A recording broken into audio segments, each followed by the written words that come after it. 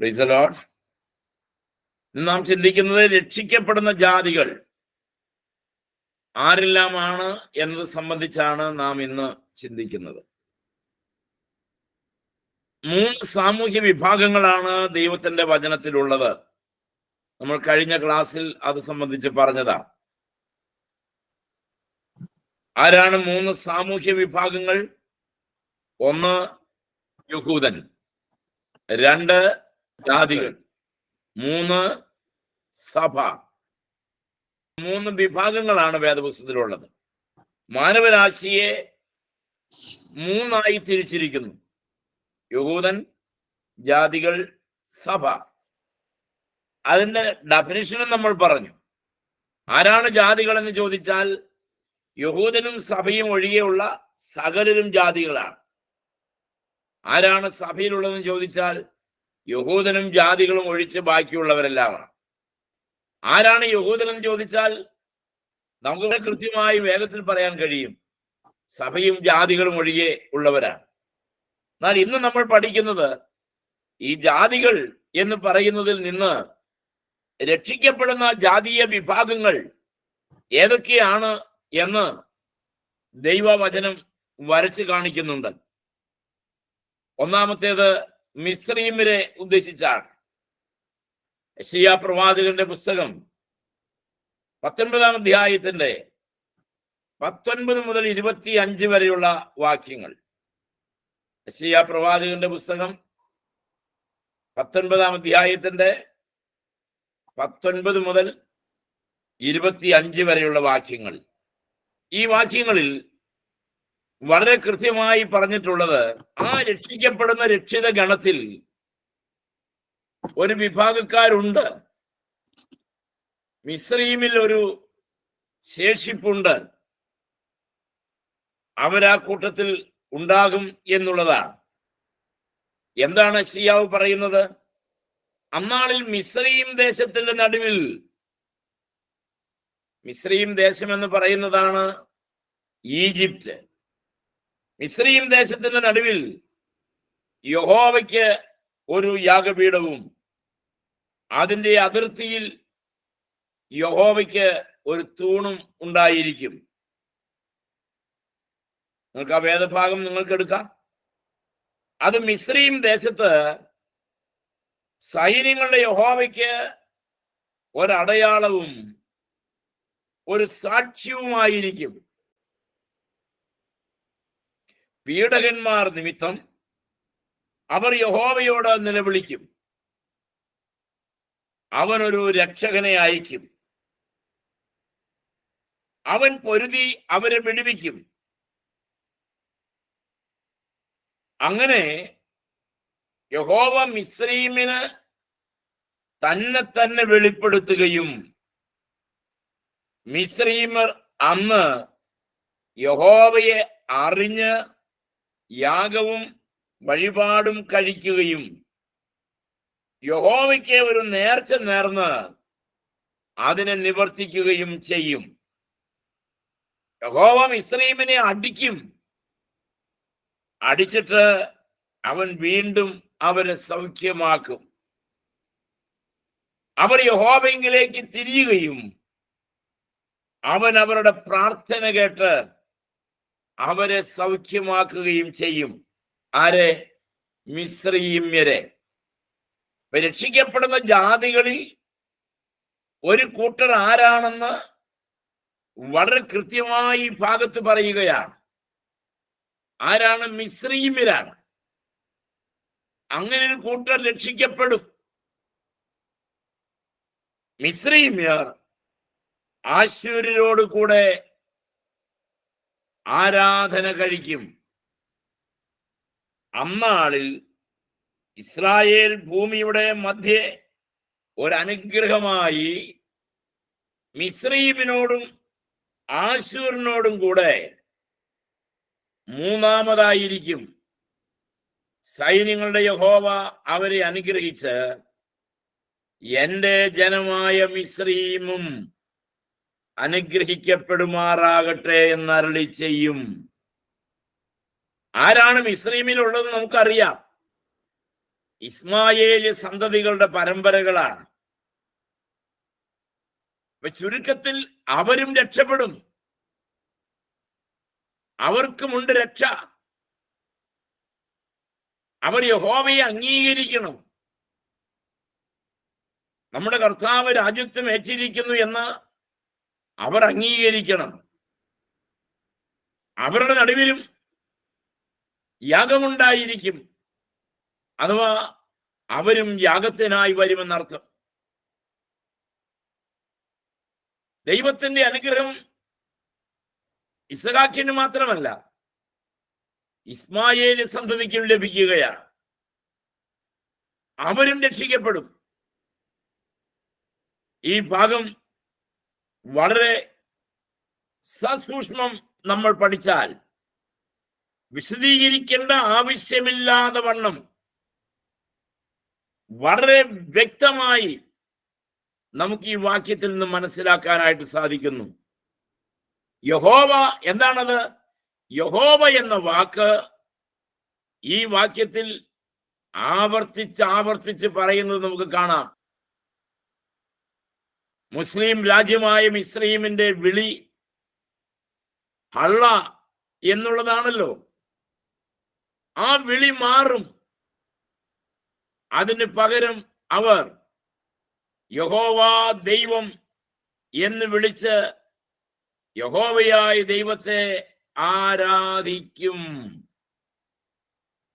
Price the Lord. ഇന്ന് ഇങ്ങനെ വിളിക്കുന്നവർ അന്നാളിൽ യഹോവയെ വിളിക്കും. അവർ അള്ള എന്നതിന് പകരം യഹോവ എന്ന് അവർ വിളിക്കേണ്ടി വരും. യഹോവയായ ദൈവത്തെ ആരാധിക്കുകയും ചെയ്യും. യഹോവയ്ക്ക് ഒരു യാഗപീഠം ഉണ്ടായിരിക്കുമെന്ന് പറയുന്നതിനാൽ അത് ഒന്നുകൂടി ഉറപ്പാക്കുകയാണ്. എങ്ങനെ ആരാധിക്കും? യാഗാർപ്പണത്തിലൂടെ യഹോവയെ ആരാധിക്കും. യെരൂശലേമിലെ ദൈവാലയ മാതൃകയിലുള്ള പ്രാർത്ഥനാലയങ്ങൾ, സിനഗോഗുകൾ ഉണ്ടായിരിക്കും. മിസ്രയീമിൽ യാഗപീഠം കൂടെ കാണും.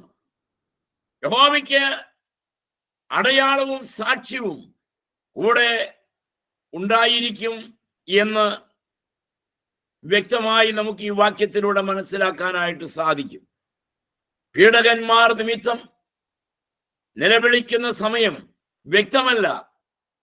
പക്ഷേ ദാനിയേൽ 11-ാമത്തെ അധ്യായത്തിൽ നാം കാണുന്നു, വടക്കേ രാജാവും തെക്കേ രാജാവും ഏറ്റുമുട്ടുന്നൊരു കാലം വരും എന്നവിടെ കാണാം. വടക്കേ രാജ്യം എന്ന് പറയുന്നത് അസീറിയയാണ്. വടക്കേ രാജ്യം എന്ന് പറയുന്നത് അസീറിയയാണ്. അതിന്റെ രാജാവ് അന്തിക്രിസ്തുവാണ്. അസീറിയയുടെ രാജാവ് അന്തിക്രിസ്തുവാണ്. അവനോട് മിസ്രയീം ചേർന്നിരിക്കുകയില്ല എന്നും താൻ നിമിത്തം അവർക്ക് പീഡ ഉണ്ടായിരിക്കുമെന്നും നമുക്ക് ഈ ഭാഗത്തിലൂടെ മനസ്സിലാക്കാം. ഏകദൈവ വിശ്വാസികളായ ഇവർ അന്തിക്രിസ്തുവിനെ നമസ്കരിക്കില്ല എന്ന് സാരം. അത് നിമിത്തം അവർ ദൈവത്തോട് നിലവിളിക്കും. അതിന്റെ ഫലമായി ദൈവം ക്രിസ്തുവിനെ അവരുടെ സഹായത്തിനായി അയക്കും എന്ന് കരുതാം. അവൻ തന്നെയായിരിക്കും അവരുടെ രക്ഷിതാവ്. ഏത് കാലഘട്ടത്തിലും ക്രിസ്തുവിന്റെ കാൽവരിയിലെ യാഗാനന്തരമുള്ള ഏത് കാലഘട്ടത്തിലും രക്ഷ പ്രാപിക്കാനുള്ള മാർഗം യേശു ക്രിസ്തുവാണ്. സഹസ്രാബ്ദ വാഴ്ചയായാലും മഹാപീഡന കാലത്തായാലും കൃപായുഗത്തിലായാലും പുതിയ ആകാശത്തിലും പുതിയ ഭൂമിയിലായാലും സഹസ്രാബ്ദ വാഴ്ചയിലായാലും രക്ഷ കുഞ്ഞാടിന്റെയും ദൈവത്തിന്റെയും ദാനമാണ്. അത് വേറെ ആർക്കും കൊടുക്കാനോ വാങ്ങാനോ കഴിയില്ല. ദൈവം ക്രിസ്തുവിനെ അവരുടെ സഹായത്തിനായി അയക്കും. നിലവിളിക്കുന്നവരുടെ സഹായത്തിനായി അവൻ തന്നെയായിരിക്കും അവരുടെ രക്ഷിതാവ്.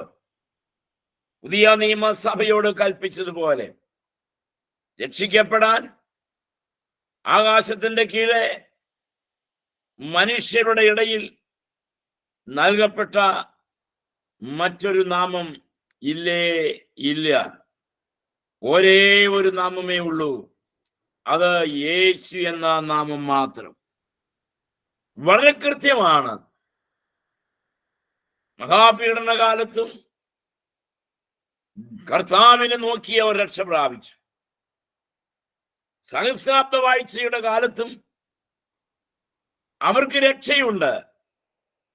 പക്ഷേ ആ രക്ഷയ്ക്ക് വേണ്ടി അവരെന്തു ചെയ്യണം? അവർ കർത്താവിനെ നോക്കണമായിരുന്നു. ക്രൂശിനെ നോക്കണം. മോവാബ്യ സമഭൂമിയിൽ അഗ്നിസർപ്പത്തിന്റെ കടിയേറ്റ് വീഴുന്നവൻ ഇസ്കാക്കോടുമുടിയിൽ ഉയർത്തപ്പെട്ട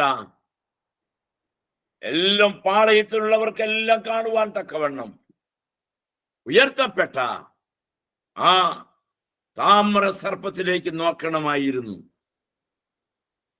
എന്നതുപോലെ രക്ഷ വ്യക്തിപരമാണ്, കുടുംബപരമല്ല. രക്ഷ കൂട്ടായ്മയുടെ വകയല്ല, രക്ഷ സഭയുടെ വകയല്ല. ഇവരുടെ ആരുടെയും ഔദാര്യമല്ല നമ്മുടെ രക്ഷ. കാൽവറിയിൽ നമുക്ക് വേണ്ടി പിടഞ്ഞു മരിച്ച യേശു കർത്താവ് നമുക്ക് ദാനമായി തന്നിരിക്കുന്നതാണ് രക്ഷ എന്ന് നാം മറക്കരുത്. ഈ കാലത്തും ലോകത്തിൽ സുവിശേഷത്തെ അംഗീകരിക്കുകയും നിരാകരിക്കുകയും ചെയ്യുന്ന ജാതികൾ ഉണ്ടെന്ന് ഇന്ത്യക്കാരായ നമ്മൾക്കെല്ലാവർക്കും അറിയാം. എന്നാൽ മുഴുവൻ ക്രിസ്ത്യാനികൾ എന്ന പേര് സ്വീകരിച്ചില്ലെങ്കിൽ തന്നെയും അവരുടെ ബന്ധുക്കളും ജാതിക്കാരും ക്രിസ്ത്യാനികളായതിനാൽ അമർഷവും വിദ്വേഷവും കൊള്ളാതെ ഇരിക്കുന്നു. എന്നാൽ മറ്റ് ചില ജാതികളുണ്ടല്ലോ, അവർ ജാതീയമായി ക്രിസ്തു മാർഗത്തെ നിഷേധിക്കുകയാണ്. ഒരു കൂട്ടർ കർത്താവിന്റെ രക്ഷാ മാർഗത്തെ സ്വീകരിക്കും, ഒരു കൂട്ടർ കർത്താവിന്റെ രക്ഷാ പദ്ധതിയെ തിരസ്കരിക്കും. അവരിൽ നിന്നും ഒരാൾ വല്ലപ്പോഴും ക്രിസ്ത്യാനിയായാൽ അവനെ ഒടുക്കിക്കളയുവാൻ ശ്രമിക്കുന്നു, അത്രത്തോളം വെറുക്കുന്നു. ഇതാണ് ജാതിയായി ക്രിസ്തുവിനെ സ്വീകരിക്കുന്നു എന്ന് ജാതിയായി നിഷേധിക്കുന്നു എന്നും പറയുന്നത്. ജാതികളായവർ ക്രിസ്തുവിനെ അവരുടെ നാഥനായും അവരുടെ വീണ്ടെടുപ്പുകാരനായും അതിക്രമങ്ങളിൽ നിന്നും അകൃത്യങ്ങളിൽ നിന്നും ദുരന്തങ്ങളിൽ നിന്നും ദുരിതങ്ങളിൽ നിന്നും രക്ഷിപ്പാൻ കഴിയുന്നവനായി അവർ യേശുവിനെ കാണുകയാണ്. മിസ്രൈമ്യർ സ്വീകരിക്കുന്ന അഥവാ മിസ്രൈമ്യ വാസത്തിന് അടിമത്തത്തിന് കീഴിൽ കഴിയുന്ന ഒരു കൂട്ടം അക്രൈസ്തവരായവരുണ്ട്. മറ്റൊരു കൂട്ടർ ക്രിസ്തുവിനോട് വിദ്വേഷമുള്ളവരുണ്ട്. കർത്താവ് ഇവരെ എങ്ങനെ കൈകാര്യം ചെയ്യും? ഇരുമ്പുകോൽ കൊണ്ട് ഭരിക്കുന്നു എന്നുള്ളതിനാൽ അവർ ഭയപ്പെട്ട് അമർന്നിരിക്കും. അധികം കാര്യങ്ങൾക്കൊന്നും അവർ പോവുകയല്ല. മത്സരിക്കാൻ നാവ് ഉയർത്തില്ല, ഈ ഗുലാവ് വിളിക്കാൻ കൈ പൊങ്ങില്ല. സുബോധത്തോടെ ദൈവത്തെ ഭയപ്പെട്ട് ദൈവാശ്രയത്തോടെ ജീവിക്കുന്നവനാണ് ഒരു ക്രിസ്ത്യാനി, ഒരു ദൈവ പൈതൽ. അങ്ങനെയുള്ളവരിൽ ചിലർ ഈ ഭാഗത്ത് ചേർത്തിരിക്കുന്നത് മിസ്രയീമ്യർ സ്വീകരിക്കുന്ന കൂട്ടത്തിലുള്ളവരാണ്. മറ്റു ചില കൂട്ടർ ജാതിയായി ക്രിസ്തുവിനോട് വിദ്വേഷമുള്ളവരായി തീരുന്നു. ഇരുമ്പുകോൽ കൊണ്ടുള്ള ഭരണമാണ്. ഭയപ്പെട്ട് തകർക്കും, വടിവളയില്ല. ശിക്ഷയ്ക്ക് മാറ്റമില്ല. ശിക്ഷ അനുഭവിച്ചേ മതിയാകൂ. സഹസ്രാബ്ദ അവസാനത്തിൽ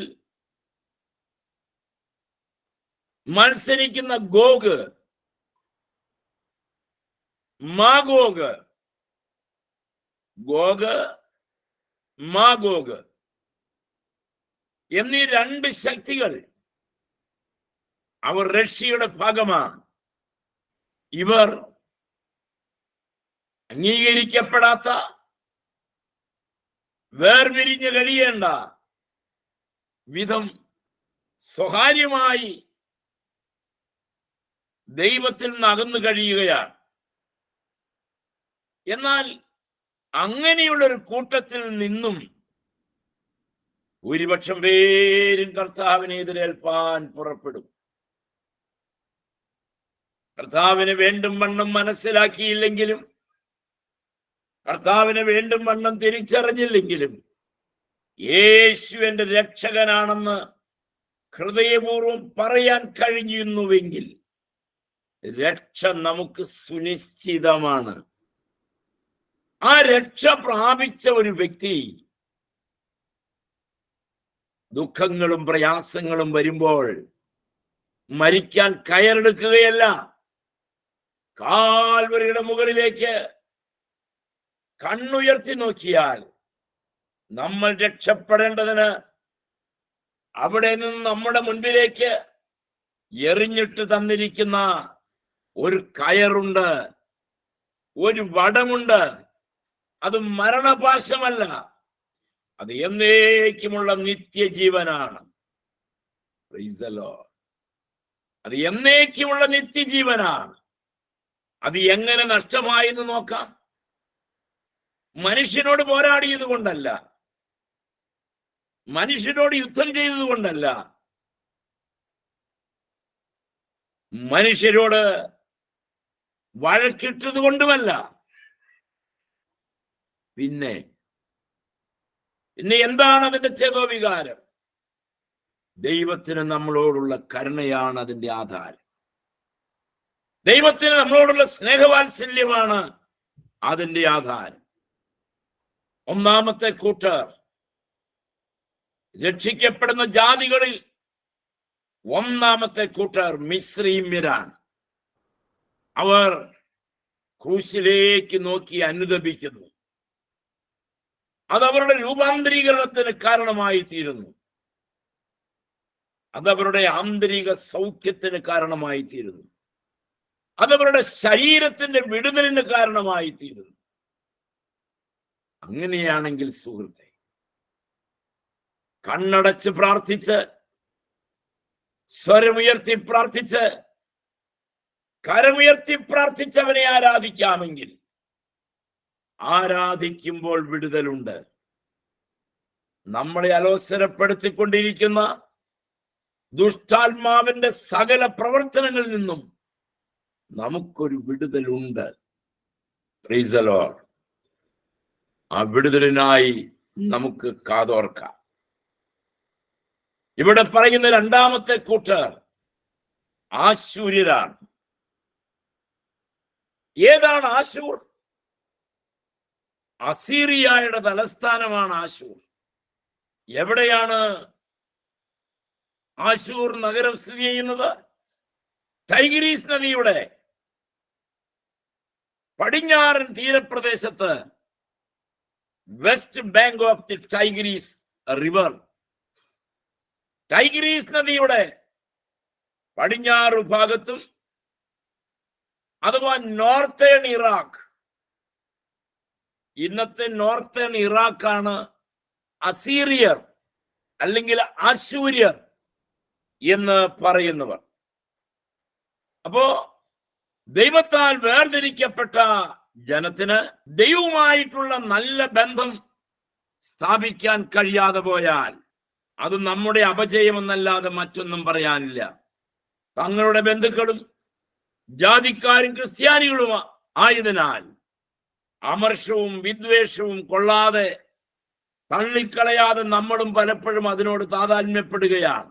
മറ്റു ചിലർ ജാതികൾ ജാതിയായി ക്രിസ്തു മതത്തെ നിഷേധിക്കുന്നവരാണ്.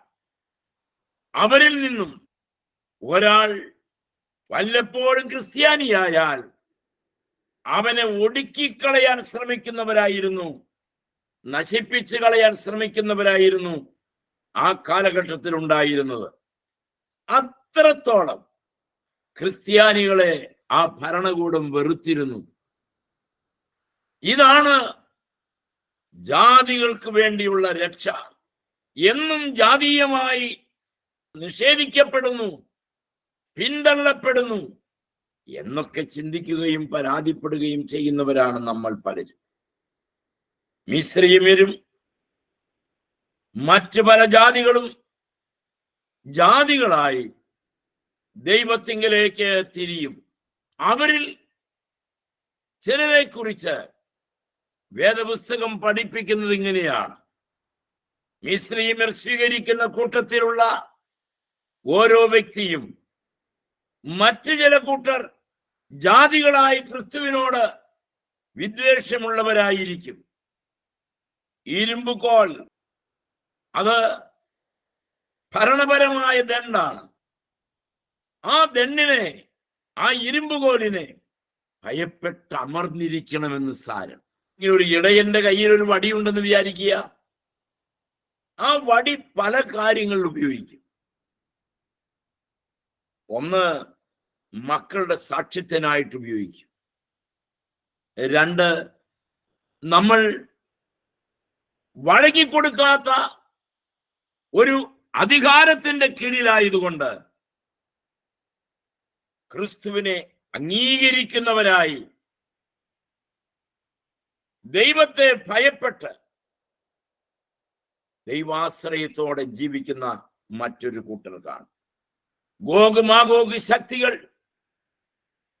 ഇവരുടെ മേൽ വ്യാപരിക്കുന്ന അന്ധകാര ശക്തികളുടെ സ്വാധീനം കൊണ്ട് ഇവിടെയും അവർ കർത്താവിന്റെ രാജ്യത്വത്തെ അംഗീകരിക്കാൻ തയ്യാറാകാതെ വരുന്നു. മിസ്രയീമ്യരെ കുറിച്ച് മുകളിൽ പറഞ്ഞ വിധം വെളിപ്പെടുത്തപ്പെട്ടിരിക്കൊണ്ട് സകല ജാതികളിൽ നിന്നും ഒരു വേർപാട് രക്ഷിക്കപ്പെടും. ഒന്ന് യഹൂദൻ, രണ്ട് സഭ. ഇതിന്റെ ഇടയിൽ ജാതികളുടെ രക്ഷ. കണ്ണുനീരോട് പ്രാർത്ഥിക്കുമ്പോൾ തരാൻ മടിയുള്ളവരും കൊടുത്തു പോകും, ചെയ്യാൻ മടിയുള്ളവർ പോലും ചെയ്തു പോകും. അവന്റെ അധികാര പരിധിക്ക് കീഴെ ദൈവത്തിന്റെ റേഞ്ചിന് പുറത്തു പോകാതെ നമ്മൾ അത് സൂക്ഷിച്ചാൽ നമുക്ക് വിശ്വാസ ജീവിതത്തിൽ മുന്നേറാം. രണ്ടാമത്തെ കൂട്ടരാരാണ്? അശൂർ. അവരാണ് അശൂർ വംശജർ. ഞാൻ ആദ്യമേ പറഞ്ഞതുപോലെ അസീറിയയുടെ തലസ്ഥാനമാണ് അശൂർ. അസീറിയ എന്ന് പറയുന്ന രാജ്യത്തിന്റെ തലസ്ഥാനമാണ് അശൂർ. അശൂർ എന്ന് പറയുന്നത് ഒരു ദേവന്റെ പേരാണ്, അവരുടെ ഒരു ആരാധനാ മൂർത്തിയുടെ പേരാണ്. മെസപ്പൊട്ടോമിയൻ സിവിലൈസേഷൻ നമ്മൾ പഠിച്ചിട്ടുണ്ടാകും. മെസപ്പൊട്ടോമിയൻ സംസ്കാരം. ആ കാലയളവിൽ ഇവർ മുടിചൂടാ മന്നന്മാരായിരുന്നു. അശൂർ എന്ന വാക്കിന് ഉള്ള എബ്രായ പദത്തിന്റെ അർത്ഥം യുദ്ധസന്നദ്ധമായ എന്നാണ്. യുദ്ധത്തിന് വേണ്ടി ഒരുങ്ങിയിരിക്കുന്നു എന്നതാണ് അർത്ഥം. Price the Lord. അപ്പോ അശൂര്യരെ സംബന്ധിച്ചിടത്തോളം അവർക്കും ഇത് വീണ് കിട്ടുന്ന ഒരു അവസരമാണ്. എന്താണ് അശൂര്യരെ സംബന്ധിച്ച് പറയുന്നത്? യെശയ്യാവ് 19:23 മുതൽ 25 വരെയുള്ള വാക്യങ്ങൾ ഞാൻ നിങ്ങളെ വായിച്ചു കേൾപ്പിക്കാം. അന്നാളിൽ മിസ്രയീമിൽ നിന്ന് ആശൂരിലേക്ക് ഒരു പെരുവഴി ഉണ്ടാകും, നാഷണൽ ഹൈവേ.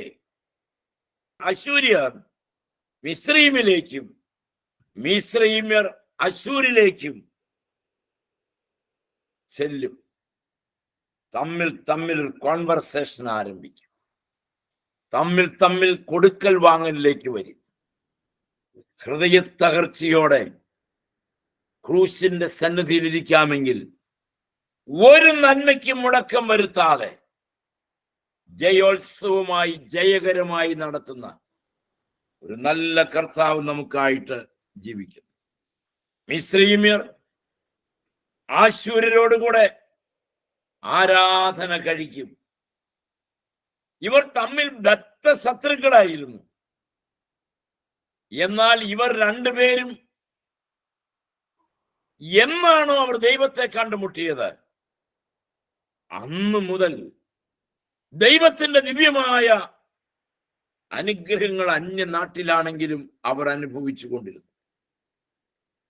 മിസ്രയീമിനോടും അശൂരിനോടും അതോടൊപ്പം തന്നെ പ്രത്യേകമായി ദൈവത്തിന്റെ കരുതൽ ദൈവം അവർക്ക് നൽകുന്നു എന്ന സാരം. എന്റെ അവകാശമായ ഇസ്രായേലും അനുഗ്രഹിക്കപ്പെടുമാറാകട്ടെ എന്ന് പറഞ്ഞാണ് ഈ 23 മുതൽ 25 വരെയുള്ള വാക്യങ്ങൾ അവസാനിക്കുന്നത്. മൂന്നാമത്തെ വിഭാഗങ്ങൾ ആരാണ്? ജാതികളിൽ ബാബിലോണ്യരാണ്. ബാബിലോണ്യർ. യെശയ്യാവ് 13:1 മുതൽ 3 വരെയുള്ള വാക്യങ്ങൾ. ബാബേലിനെ കുറിച്ചുള്ള പ്രവാചകമാണ് ഇവിടെ രേഖപ്പെടുത്തിയിരിക്കുന്നത്. 14-ാമത്തെ അധ്യായത്തിൽ അതങ്ങ് തുടരുകയാണ്. അതിന്റെ മധ്യേ 14:1 മുതൽ 3 വരെ വാക്യങ്ങൾ കൂടി നാം ചേർത്ത് വെച്ച് പഠിക്കണം. തന്നിമിത്തം അത് ബാബിലോണിലെയും ചേർത്ത് പറയുന്നതാണ് എന്ന് ചില വ്യാഖ്യാതാക്കൾ അവകാശപ്പെടുന്നത് നമുക്ക് തള്ളിക്കളയാൻ കഴിയില്ലല്ലോ. സെഖര്യാവ് 8:23 അനുഗ്രഹം യഹോവയ്ക്കും ലഭിക്കും. നമ്മൾ കഴിഞ്ഞ ദിവസം വായിച്ച ചിന്തിച്ച ഭാഗമാണ്. 10 യഹൂദൻ, ഒരു യഹൂദൻ 10 പേരെ വീതം നേടും. നമ്മൾ കഴിഞ്ഞ ദിവസം അതിനെക്കുറിച്ച് വിശാലമായി പറഞ്ഞു. ധാരാളം ഉടയാടുകൾ അലമാരിക്കകത്ത് ഇങ്ങനെ അട്ടിയിട്ട് ശേഖരിച്ചു വെച്ചിരിക്കുകയാണ്. ധാരാളം ഉടയാടുകൾ. എന്നാൽ സെഖര്യാവ് 8:23 സൈന്യങ്ങളുടെ യഹോവ അരുളി ചെയ്യുന്നത്, ജാതികളുടെ സകല ഭാഷകളിൽ നിന്നും 10 പേർ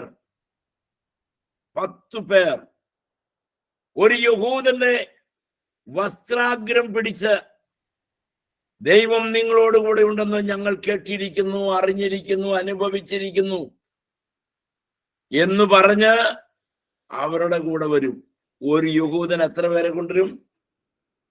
10 പേരെ കൊണ്ടുവരും. സഹോദരീ സഹോദരങ്ങളെ, എത്ര കാലമായി നേടുന്നതിന് യാതൊരു കുറവുമില്ലല്ലോ. ഞാൻ ആദ്യമേ പറഞ്ഞതുപോലെ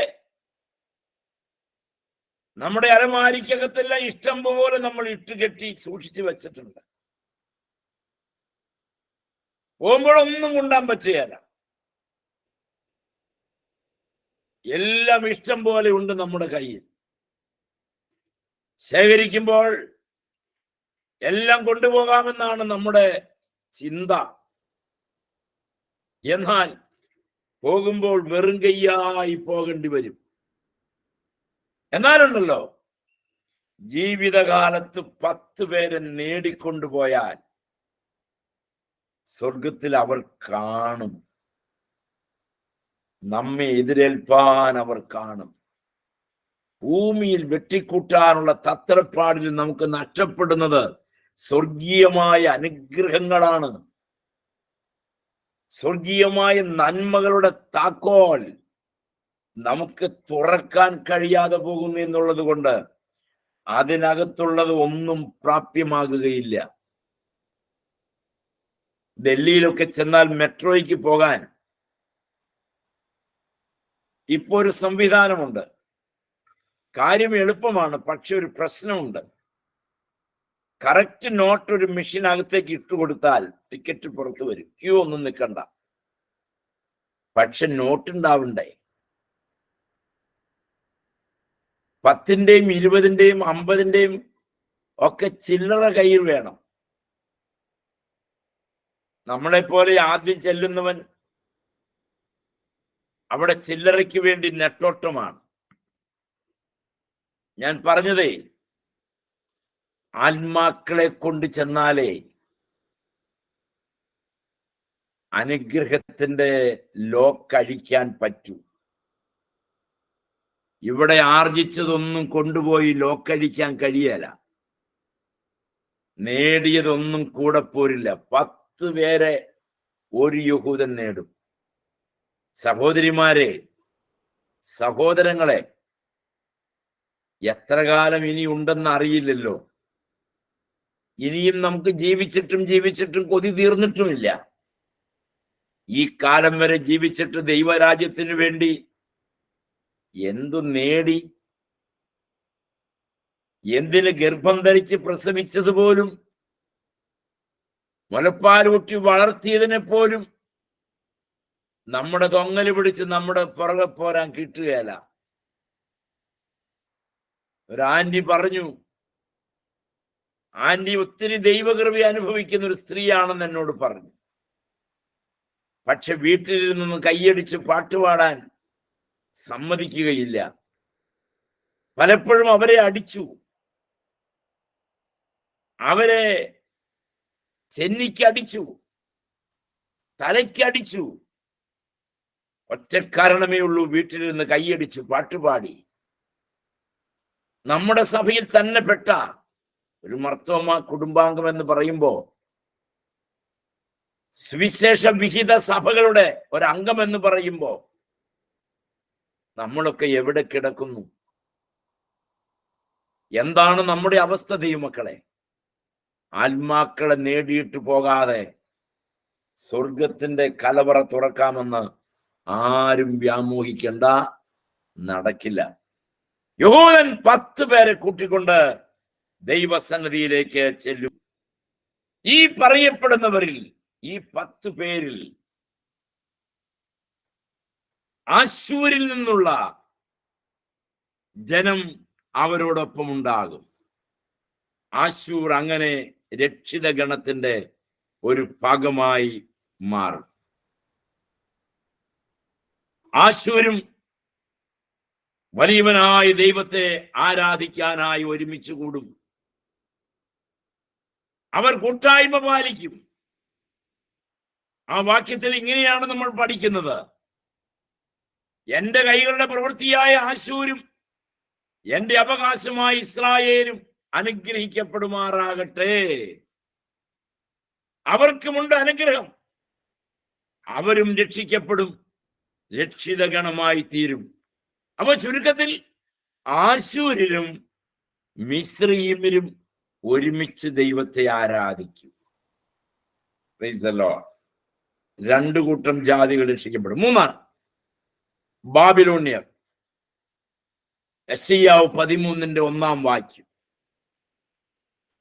യെശയ്യാവ് 13-ന്റെ 1 മുതൽ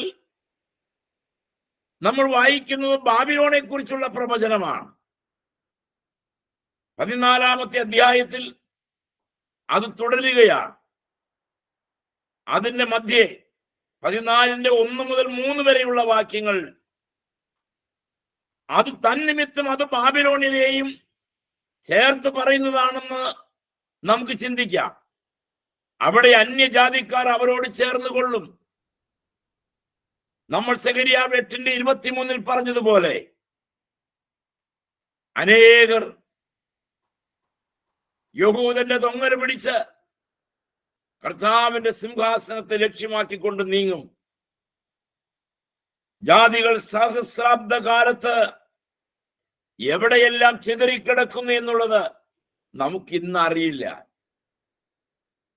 എന്നാൽ ലോകത്തിന്റെ 5 വഞ്ചരകളിൽ എവിടെ ചിതറിക്കിടന്നാലും ആ കാലത്തെ സുവിശേഷം അവരുടെ ചെവികളിൽ എത്തുമ്പോൾ ക്രിസ്തു രാജാവായി യെരൂശലേമിൽ വാഴുന്നു എന്ന് കേൾക്കുമ്പോൾ ആ കൂടെ ഇറങ്ങിത്തിരിപ്പാൻ, സങ്കോചമില്ലാതെ ഇറങ്ങിത്തിരിക്കാൻ ബാബിലോണിയരും കാണും എന്നർത്ഥം.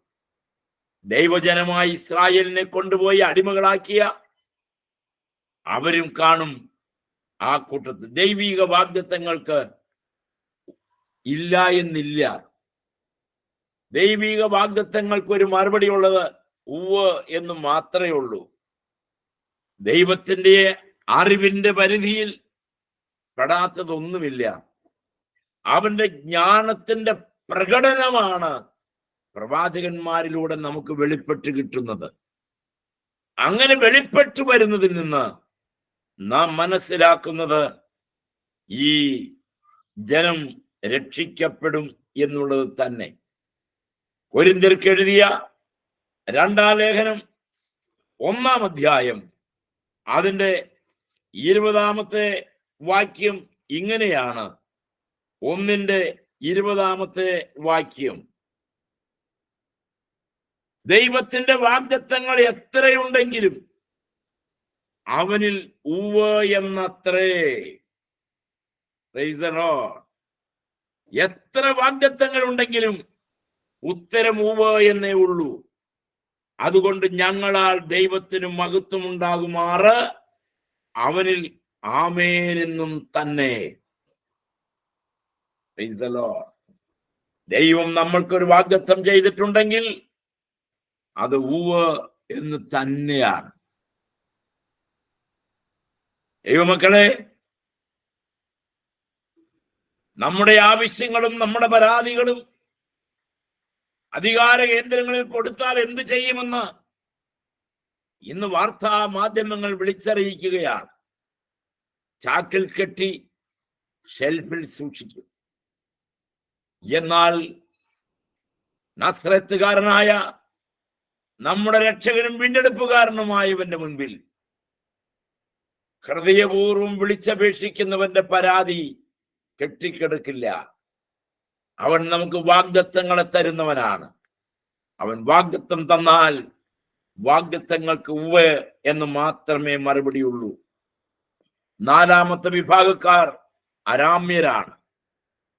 യെശയ്യാ പ്രവചനം 17:3 വാക്യം, അരാമിൽ ശേഷിച്ചവർ ഇസ്രായേൽ മക്കളുടെ മഹത്വം പോലെയാകും എന്ന് സൈന്യങ്ങളുടെ യഹോവ അരുളി ചെയ്യുന്നു. അപ്പോ അരാമ്യരും എന്ത് ചെയ്യും? ക്രിസ്തുവിനെ രാജാവായിട്ട് അംഗീകരിക്കും. ദൈവത്തിന്റെ അരുളപ്പാടാണിത്. അരാമ്യരിൽ ശേഷിക്കുന്നവർ മിക്കവാറും എല്ലാവരും മഹത്വം പ്രാപിക്കും. സഹസ്രാബ്ദ വാഴ്ചക്കാലത്ത് അരാമ്യരും രക്ഷ പ്രാപിക്കും. 5 മോവാബ്യരാണ്.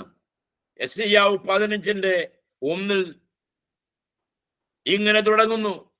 മോവാബിനെ കുറിച്ചുള്ള പ്രവചനം എന്ന് പറഞ്ഞാണ് 15:1 വാക്യം തുടങ്ങുന്നത്. 16-ാം അധ്യായത്തിലും അത് തന്നെ തുടരുകയാണ്. 16-ാം അധ്യായത്തിന്റെ ആരംഭത്തിൽ പറയുന്ന വാക്കുകൾ ക്രിസ്തുവിനോടുള്ള അപേക്ഷയായിട്ടും താൻ സിംഹാസനസ്ഥനായിരിക്കുന്നതായിട്ടും വളരെ കൃത്യമായി നമ്മൾ അവിടെ വായിക്കുകയാണ്. യെശയ്യാ പ്രവാചകന്റെ പുസ്തകം 16-ാമത്തെ അധ്യായം അതിന്റെ 1-ാം വാക്യം നാം ഇങ്ങനെ വായിക്കുന്നു. 16:1, നിങ്ങൾ ദേശാധിപതിക്ക് വേണ്ടിയുള്ള കുഞ്ഞാടുകളെ വേലയിൽ നിന്നും മരുഭൂമി വഴിയായി സീയോൻ പുത്രിയുടെ പർവ്വതത്തിലേക്ക് കൊടുത്തയപ്പീൻ. മോവാബിന്റെ പുത്രന്മാർ കൂടുവിട്ടലയുന്ന പക്ഷികളെ പോലെ കടവുകളിലിരിക്കും. ആലോചന പറഞ്ഞു തരിക, മധ്യസ്ഥം ചെയ്യുക. നിന്റെ നിഴലിൽ നട്ടുച്ചയ്ക്ക് രാത്രി പോലെ ആക്കുക. ഭ്രഷ്ടന്മാരെ ഒളിപ്പിക്കുക. അലഞ്ഞു നടക്കുന്നവനെ കാണിച്ചു കൊടുക്കരുത്. മോവാബിന്റെ ഭ്രഷ്ടന്മാർ നിന്നോടുകൂടെ പാർത്തുകൊള്ളട്ടെ. മോവാബിന്റെ അവസ്ഥ അറിഞ്ഞിട്ട് പറയുക, ഇസ്രായേലിനോട് കൂടെ മോവാബ്യർ പാർക്കട്ടെ. Praise the Lord. മോവാബ്യരും കർത്താവിനെ അംഗീകരിക്കുന്നു. 6 ലിബിയും എത്യോപ്യയുമാണ്. യെശയ്യാവ് 18:7 വാക്യം.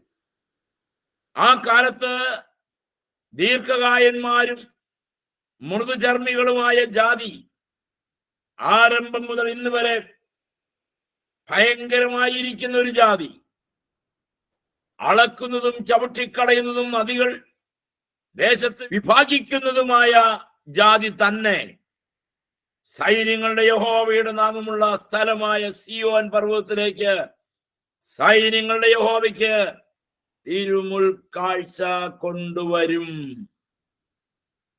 ആരാണിവര്? ദീർഘകായന്മാരും മൃദുചർമ്മികളും ആയ ജാതി, ഭയങ്കരമായ ജാതി. ഈ സ്ഥലം ലിബിയും എത്യോപ്യയുമാണെന്ന് ആധുനിക ബൈബിൾ കമന്ററി വളരെ കൃത്യമായി പഠിപ്പിക്കുന്നു. അതിന്റെ നിശ്ചിത സ്ഥാനം വളരെ കൃത്യമായി ഇവിടെ പറയുകയാണ്. അവർ കർത്താവിന് തിരുമുൾക്കാഴ്ച കൊണ്ടുവരും എന്ന് പറഞ്ഞാൽ അവർ ക്രിസ്തുവിന്റെ രാജ്യത്വം അംഗീകരിക്കുമെന്നർത്ഥം. കർത്താവിന്റെ രക്ഷയെ അവർ അംഗീകരിക്കും. യോവേൽ 2:38 യഹോവയുടെ നാമം വിളിച്ചപേക്ഷിക്കുന്ന ഏവനും രക്ഷിക്കപ്പെടും. Price the Lord. 7 അറബികൾ. യെശയ്യാവ് 21:13 മുതൽ 15 വരെയുള്ള വാക്യങ്ങൾ വളരെ ശ്രദ്ധയോടെ നാം വായിക്കുക. അത് വായിക്കുമ്പോൾ കാണാം അറബികളും കർത്താവിന്റെ രാജ്യത്വം അംഗീകരിക്കും. ആദ്യമേ നമ്മൾ പറഞ്ഞു, അള്ള എന്ന് പറയുന്നിടത്ത് യഹോവ എന്ന് അവർ ഉറക്കെ വിളിച്ചു പറയും. അറബി ദേശത്തെ കുറിച്ചുള്ള പ്രവാചകം, നിങ്ങൾ ദാഹിച്ചിരിക്കുന്നവന് വെള്ളം കൊണ്ടു ചെല്ലുവീൻ, ഓടിപ്പോകുന്നവരെ അപ്പവുമായി ചെന്ന് എതിരേൽപ്പി. അവർ വാളിനെ ഒഴിഞ്ഞ് ഓടിപ്പോകുന്നവരാകുന്നു. ഊരിയ വാളിനെയും കുലച്ച വില്ലിനെയും യുദ്ധത്തിന്റെ കൊടുമയെയും ഒഴിഞ്ഞ് ഓടുന്നവർ തന്നെ. അറബി ദേശക്കാർക്ക് കൊടുക്കുന്ന ദൈവത്തിന്റെ നിയോഗമാണ് നമ്മൾ ഈ വാക്യത്തിൽ വായിക്കുന്നത്. അവർ അപ്പവും വെള്ളവും കൊണ്ടുചെന്ന് യെരൂശലേമിൽ രാജാവായി ഭരണമേറ്റിരിക്കുന്നവനെ എതിരേൽക്കുവീൻ. വാളിനെ ഭയന്ന് ഓടുന്നവരെ. ആരാണവര്? ഇസ്രായേലിയർ തന്നെ. ഇസ്രായേലിനെ കൊല്ലുവാൻ തിരിയുമ്പോൾ ഓടി അലഞ്ഞു നടക്കുന്ന ഇസ്രായേൽ മക്കളെ സ്വീകരിക്കുവാൻ ദൈവം അറബികൾക്ക് നിർദ്ദേശം കൊടുക്കുകയാണ്. അങ്ങനെ ഒരു നിയോഗം അവർക്ക് ലഭിക്കുകയാണ്. രാജസിന്റെ സിംഹാസനത്തിൽ ഇരുന്ന് ജാതികളെ ന്യായം വിധിക്കുമ്പോൾ യഹൂദനെ മറയ്ക്കുന്ന സഹായിക്കുന്ന ജാതികളിൽ പെടുന്നവരാണ് അറബികൾ. ഇന്നും അവർക്ക് ജീവകാരുണ്യമായ പ്രവർത്തനങ്ങൾ കൊടുത്താൽ രക്ഷപ്പെടുമെന്നുള്ള ചിന്തയുള്ള ഒരു വിഭാഗമാണല്ലോ. യഹോശാഫാത്ത് താഴ്വരയിൽ ഇസ്രായേലിന് ചുറ്റുമുള്ള ജാതികളെ കൂട്ടി അവരെ ന്യായം വിസ്തരിക്കുന്ന കാലത്ത് തേജസ്സിന്റെ സിംഹാസനത്തിൽ അറബി ദേശക്കാർ ധാരാളം ഒരുമിച്ച് കൂടും. യഹൂദനെ സഹായിക്കുന്ന ജാതികളും രക്ഷിക്കപ്പെടും. 8 ദ്വീപുവാസികൾ. സെഫന്യാവ് 2:11 യഹോവ അവരോട് ഭയങ്കരനായിരിക്കും. അവൻ ഭൂമിയിലെ സകല ദേവന്മാരെയും ക്ഷയിപ്പിക്കും.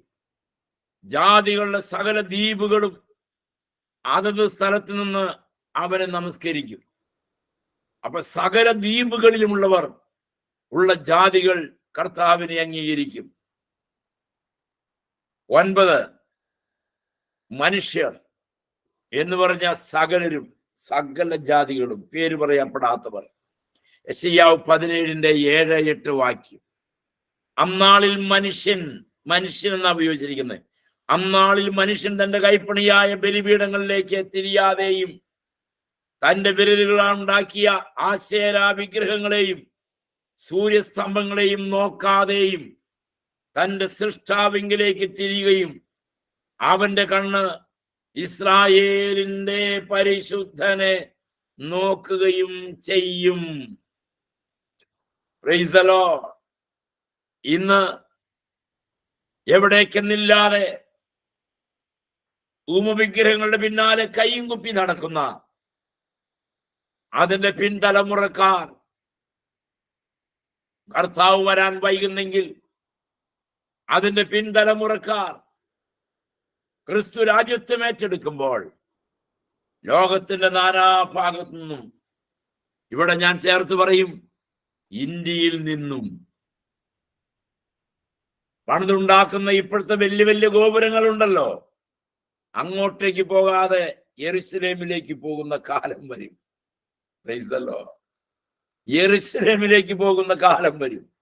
ക്രിസ്തുവിന്റെ രാജ്യത്വം അംഗീകരിക്കുന്നവരെ ഇന്ന് ഹിംസിക്കുന്നവരാണ് ഇവിടെ ഉള്ളതെങ്കിൽ ക്രിസ്തുവിന്റെ രാജ്യത്വത്തെ അംഗീകരിക്കുന്ന കാലം വരും. ദൈവത്തിന് സ്തോത്രം. സകല മനുഷ്യരും. സെഫന്യാവ് 3:9 അപ്പോൾ സകല ജാതികളും യഹോവയുടെ നാമത്തെ വിളിച്ചപേക്ഷിച്ച് ഏകമനസ്സോടെ അവനെ സേവിക്കേണ്ടതിന് ഞാൻ അവർക്ക് നിർമ്മലമായ അധരങ്ങളെ വരുത്തും. സഖരിയാവ് 2:11 അന്നാളിൽ പല ജാതികളും യഹോവയോട് ചേർന്ന് എനിക്ക് ജനമായി തീരും. Price the Lord. യോവേൽ 2:32 യഹോവയുടെ നാമത്തെ വിളിച്ചപേക്ഷിക്കുന്ന ഏവനും രക്ഷ പ്രാപിക്കും. നമ്മൾ ആദ്യം വായിച്ചല്ലോ. അങ്ങനെ യഹൂദൻ മാത്രമല്ല ദൈവമക്കളെ, സകല ജാതികളും, ആശൂര്യർ, അറബികൾ, മോവാബ്യർ, ലിബിയർ, എത്യോപ്യർ, ആശൂര്യർ, മിസ്രയീമ്യർ, സകല ജാതികളും ദ്വീപവാസികളും എല്ലാം ക്രിസ്തുവിന്റെ രാജ്യത്വം അംഗീകരിച്ച് രക്ഷ പ്രാപിക്കുമെന്ന് സാരം. Price the Lord. ആ ദിവസത്തിനായി നമുക്ക് കാതോർക്കാം. ദൈവം നമ്മളെല്ലാവരെയും അനുഗ്രഹിക്കട്ടെ.